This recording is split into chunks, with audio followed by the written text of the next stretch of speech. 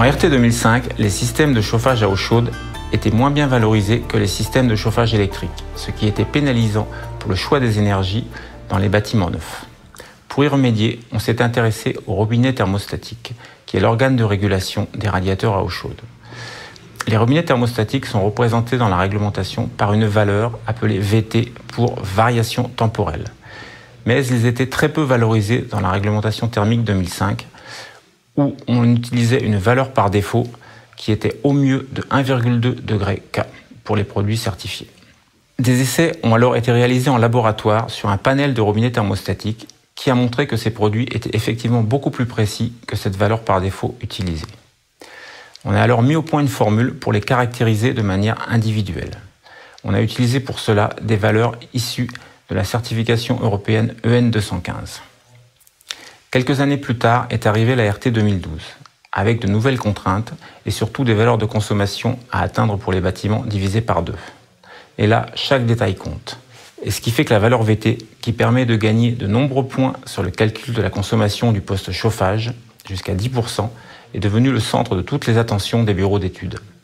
Et une véritable course s'est engagée entre les fabricants pour proposer des produits avec la meilleure VT. VT-værdien den dækker over 2 parametre, som vi måler på termostaten. Det er fremløbstemperaturafhængigheden, som er et udtryk for den påvirkning, termostaten får fra det varme vand i radiatoren.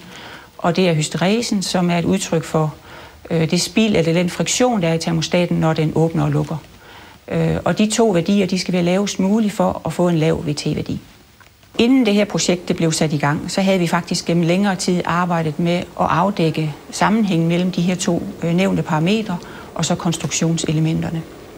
Det vil sige, at vi har brugt nogle simuleringsværktøjer, og vi har lavet en masse prototyper og testet i vores laboratorier for at nærmere dokumentere sammenhængen mellem konstruktionen og så de her parametre, så vi var meget godt forberedt den dag projektet blev sat i gang. Danfoss pense que la formule utilisée pour calculer la VT ne reflète pas parfaitement la performance réelle des produits. Nous considérons en effet que le meilleur robinet thermostatique est celui utilisant un bulbe rempli de gaz, car il a un temps de réponse très court, même si ce n'est pas lui qui a la meilleure VT. Toutefois, Danfoss ne pouvait pas rester hors du jeu de la VT. Nous avons donc demandé à notre service R&D de développer un produit adapté à la réglementation thermique française avec une VT compétitive. Resultatet blev jo, at vi lavede nogle ændringer på vores nu gamle rav, og det var, man kan sige, fremløbstemperaturafhængigheden, den er meget afhængig af afstanden mellem ventilen og aktuatoren inde i termostaten. Så den afstand, den lavede vi længere. Og det samme lavede vi nogle større huller i håndtaget, så der kunne komme noget ventilation ind, som også bidrager positivt til fremløbstemperaturafhængigheden. Og det var den parameter, vi fokuserede på at forbedre. Og så lavede vi nogle enkelte materialeændringer i termostaten. Da projektet endelig blev sat i gang, så var vi klar til at lave designændringerne meget hurtigt.